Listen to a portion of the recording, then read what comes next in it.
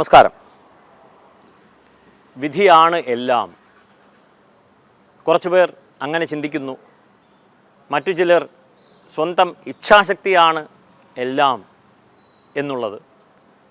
ഇനിയും ചിലവർ സ്വന്തം ഇച്ഛാശക്തി പോലും വിധിയാണെന്ന് ചിന്തിക്കുന്നവരുണ്ട്. അങ്ങനെ വിധിയും ഇച്ഛാശക്തിയും ഇതെന്താണ്? വിധിർ ബ്രഹ്മവിധാനയോഹോ എന്ന് പറയുന്നു. മറ്റൊരു ഭാഗത്ത് പൂർവമീമാംസ ആചാര്യൻ ജൈമിനി മഹർഷി പറയുന്നു, വിധി വാക്യേച ശബ്ദേച പ്രകാരേ കാലകൽപ്പയോഹോ വാക്യശേഷേച ഹേതൗച ഷഡ്വിധാ സ്മൃതാ വിധി എന്ന് പറയുന്നുണ്ട്.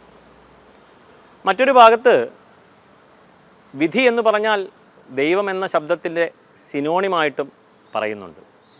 ദൈവം ദിഷ്ടം ഭാഗധേയം ഭാഗ്യം സ്ത്രീ നിയതിർ വിധി എന്ന് പറയുന്നുണ്ട്. അപ്പോൾ ഈ വിധി എന്ന വാക്കിനെ കോണ്ടെക്സ്റ്റുവലി മനസ്സിലാക്കുന്നതാണ് നല്ലത്. കാരണം ശാസ്ത്രത്തിലെല്ലാം തന്നെ ഏത് സന്ദർഭത്തിൽ ആര് എങ്ങനെ എപ്പോൾ പറഞ്ഞു എന്നത് കൂടി ഗ്രഹിച്ചാൽ മാത്രമേ ശരിയായിട്ടുള്ള അർത്ഥഗ്രഹണം സാധിക്കുകയുള്ളൂ. അങ്ങനെ വിധി എന്നുള്ളത് നമുക്കിങ്ങനെ ചിന്തിക്കാം, കാര്യകാരണ ബന്ധമില്ലാതെ ആകസ്മികമായിട്ട് ഒന്നും തന്നെ സംഭവിക്കുന്നില്ല. ഇത് അടിയുറച്ച് മനസ്സിലാക്കേണ്ട ഒരു തത്വമാണ്.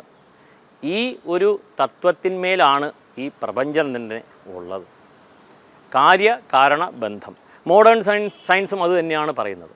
നമുക്ക് ഈ കാര്യകാരണ ബന്ധം എല്ലാത്തിലും മനസ്സിലാക്കുവാൻ സാധിക്കാതെ വരുമ്പോൾ നാം അതിനെ വിധി എന്ന് പറഞ്ഞ് മാറ്റിവെക്കുകയാണ്. ഇല്ലെങ്കിൽ ആ കാര്യകാരണ ബന്ധം അതിൻ്റെ റിസൾട്ടിനെ വിധി എന്ന് വിളിക്കുന്നതിൽ തെറ്റില്ല.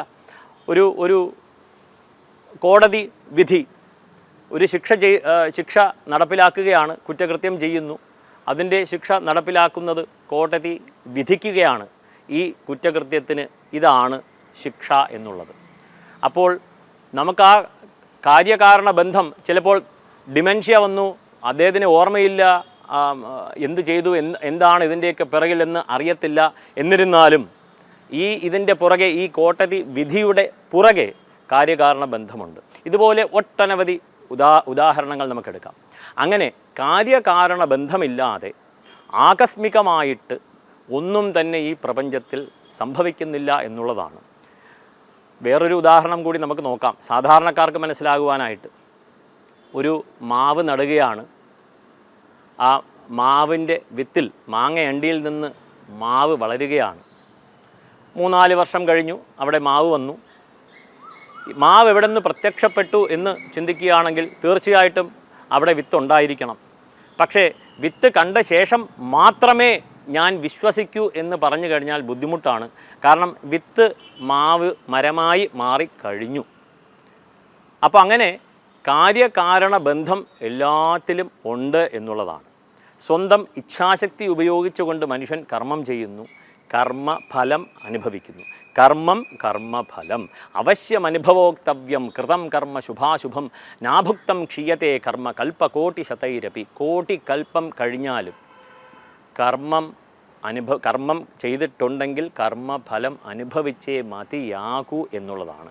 അതായത് കർമ്മം എന്നത് നമ്മൾ മനസ്സിലാക്കേണ്ടത് മമത്വം എന്ന ചിന്തയോട് കൂടിയിട്ടുള്ള കർമ്മം, മമത്വബോധം, മമത്വം ഞാനാണ് ചെയ്യുന്നത് എന്ന ബോധത്തോട് കൂടി ചെയ്യുന്ന കർമ്മം, ആ കർമ്മഫലം അനുഭവിച്ചേ മതിയാകൂ എന്നുള്ള വസ്തുത. അങ്ങനെ നാം ചിന്തിക്കുമ്പോൾ ഈ വിധിയെല്ലാം തന്നെ ഒരു തരത്തിൽ പറഞ്ഞാൽ, ഈ എന്താ പറയുക, ഇന്ന് നാളെ, ഒന്നുകൂടി പറയാം, ഒരു തരത്തിൽ പറഞ്ഞാൽ വിധിയാണ് എല്ലാം എന്ന് തന്നെ ചിന്തിച്ചാലും ഇല്ലെങ്കിലും ശരി, നമ്മുടെ കർമ്മഫലം തന്നെയാണ് നാം അനുഭവിക്കുന്നത്. ഇനി അതിനോട് മല്ലിട്ടിട്ട് കാര്യമില്ല. ഒരു കാര്യം മാത്രം നമുക്ക് ഇവിടെ സ്മരിക്കാം. നല്ല കർമ്മങ്ങൾ ചെയ്ത് മുന്നോട്ട് പോകുകയാണെങ്കിൽ, അറിയുന്ന രീതിയിൽ നല്ല കർമ്മങ്ങൾ ചെയ്ത് മുന്നോട്ട് പോകുകയാണെങ്കിൽ നല്ല കർമ്മഫലം അനുഭവിക്കുവാൻ ഇടവരും എന്നുള്ളതിൽ തർക്കമില്ല. പുണ്യേന പുണ്യം പാപേന പാപം വളരെ പ്രസിദ്ധമായ ശ്ലോകമാണ്. പുണ്യകർമ്മം കൊണ്ട് പുണ്യഫലം ലഭിക്കുന്നു, പാപകർമ്മം കൊണ്ട് പാപകർമ്മഫലം ലഭിക്കുന്നു.